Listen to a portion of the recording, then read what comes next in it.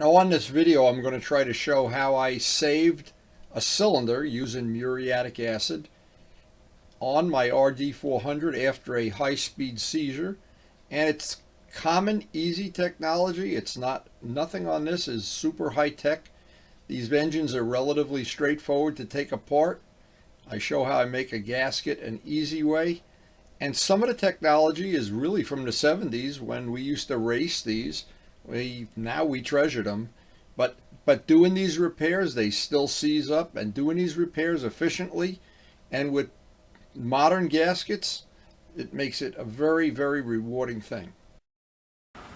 Now on this video, I'm going to try to show how I repaired my RD400 after a piston seizure, and using muriatic acid, a common technology of years gone by, maybe a common technology now. Luciano helped me out doing the things that it's handy to have extra hands for, and he kind of oversaw the job, make sure everything went as planned, and it came out perfect. So let me share this technology. It's good information if you love two-strokes, and I do. Now, anybody who ever had a passion for two-strokes, whether it's dirt bikes, street bikes, or race bikes, they have one thing that you have to deal with from time to time.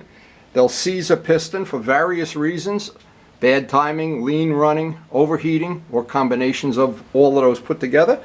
And repairing it, sometimes you can use this method that I'm going to show, and the thing will come out perfect. And sometimes you have to replace the cylinder. So let's see if we could save the cylinder.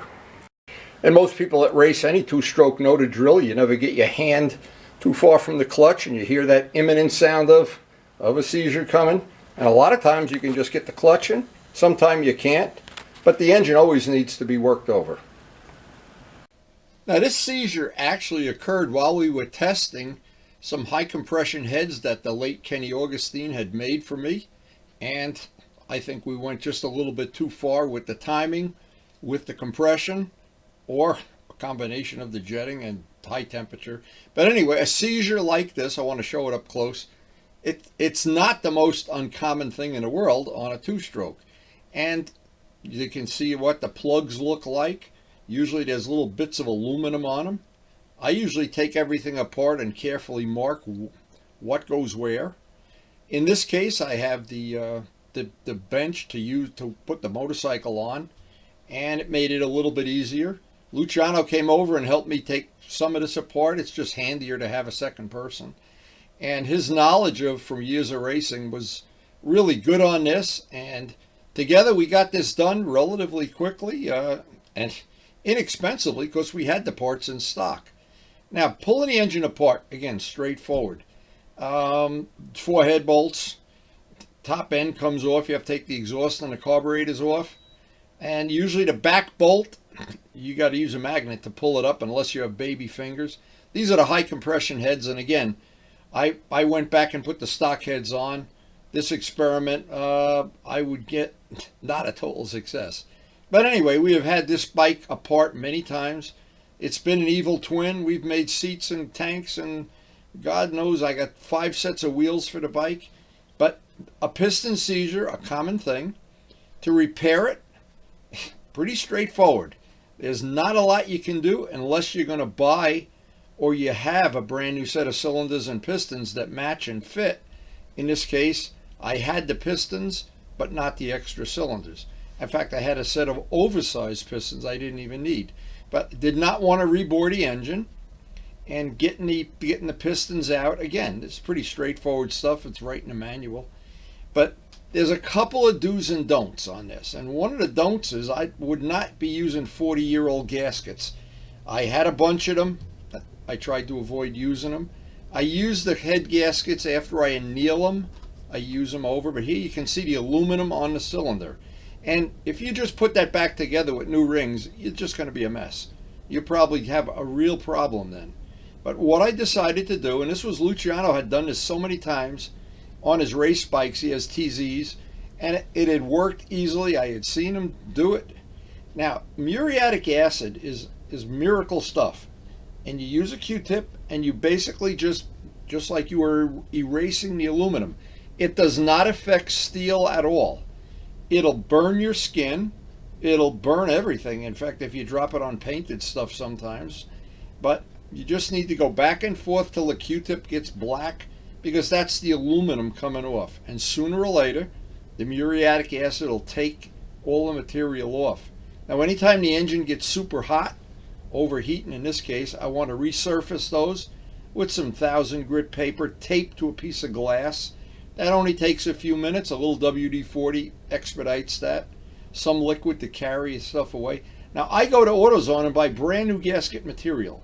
I have a cutting pad, and this is a pretty simple, straightforward thing. To redo that gasket, I could have used an old gasket that I had, but I didn't want to use the old gasket. I basically didn't even want to use it for pattern. I made a pattern using something that was the diameter of the cylinder, cut the other holes in with a number 11 blade, and then I can transpose that out onto gasket material that's taped to the cutting pad. That keeps it from moving, and you tape the pattern. So you have both things taped in place. It keeps them from moving around.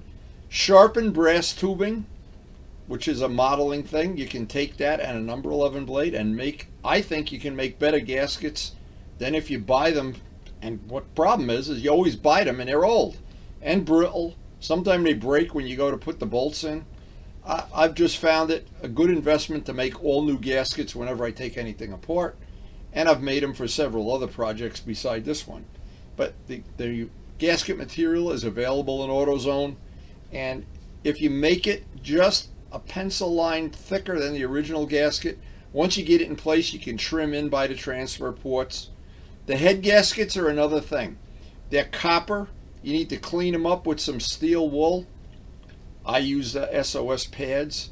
Get all the gringe off them. When they're clean, you can hang them up by a wire. Take a MAP gas torch, get them cherry red. It's called annealing. And just let them cool. And what that does, you can use the gasket over and over indefinitely then. Or you can just buy new gaskets. Now, I haven't found a problem buying new gaskets. It's just I like to use them over and over again. That's the way we did it back in the 70s. Luckily, I did have a spare set of pistons, and a spare set of rings, and a spare set of wrist pins. So putting this back together was really less than a one-day job. And the new wrist pins, of course, these you don't use. They don't recommend them unless you're riding a street bike. In this case, we ride aggressively, so I didn't want to take a chance using them. And putting the wrist pins in, those little circlips, you need to get one in before you put the wrist pin in, and then put the second one in.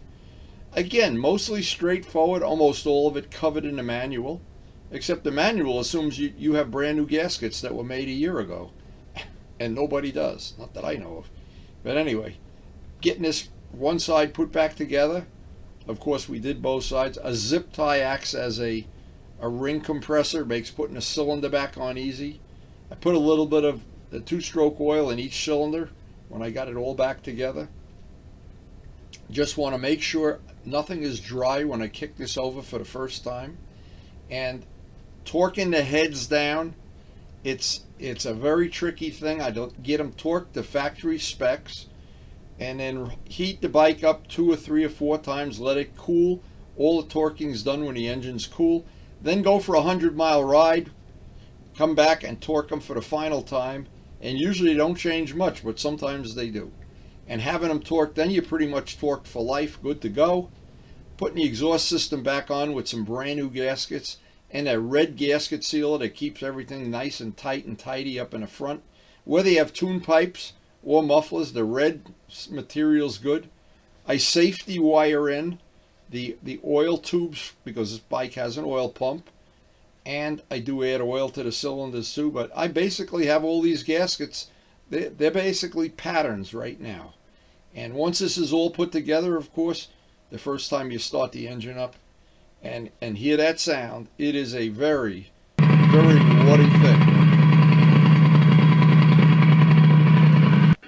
So some other little tips may be useful. The cylinder that's seized, when you have that side of the engine apart and just the rod sticking out, what I do is I put in a whole can of WD-40 and take 100 pounds of compressed air and make sure that is clean. There's no seized up aluminum chips or debris or anything in there.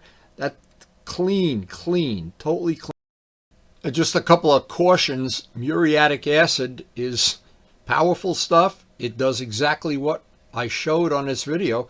And when you're done with it, what it's good for is cleaning a concrete floor before you paint it. But you don't want to get it on your hands. You don't want to get it in your eyes. You want to avoid getting it on plastic, paint, anything. It's powerful stuff. It's about $4 a gallon. Now, I remember back in the racing days trying to up the timing by putting 2 base gaskets or 3 and leaving out the head gasket. And sometimes if you were lucky, that worked. But if you weren't lucky, you had a pretty nasty seizure. And so I would recommend, as the final tip, just if you're not going to race, just leave everything the way Yamaha designed it, and you'll probably have a lot more enjoyment at the end of the day.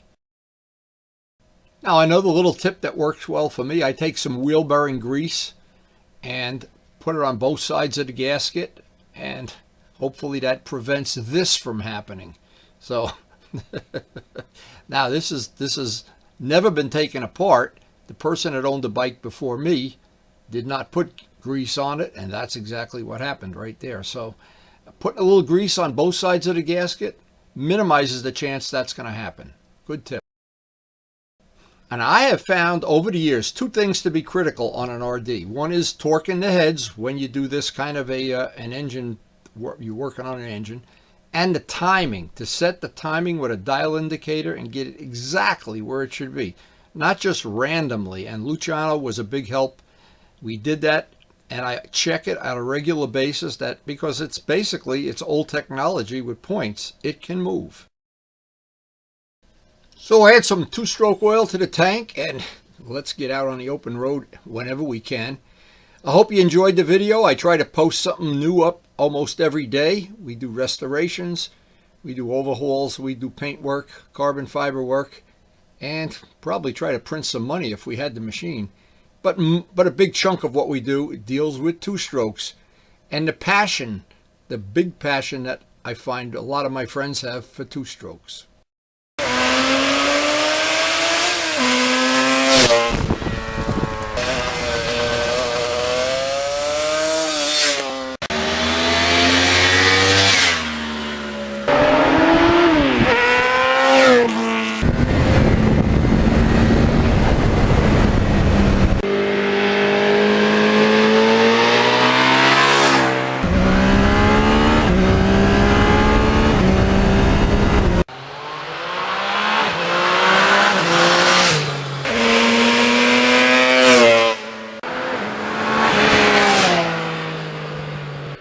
And thanks so much for watching.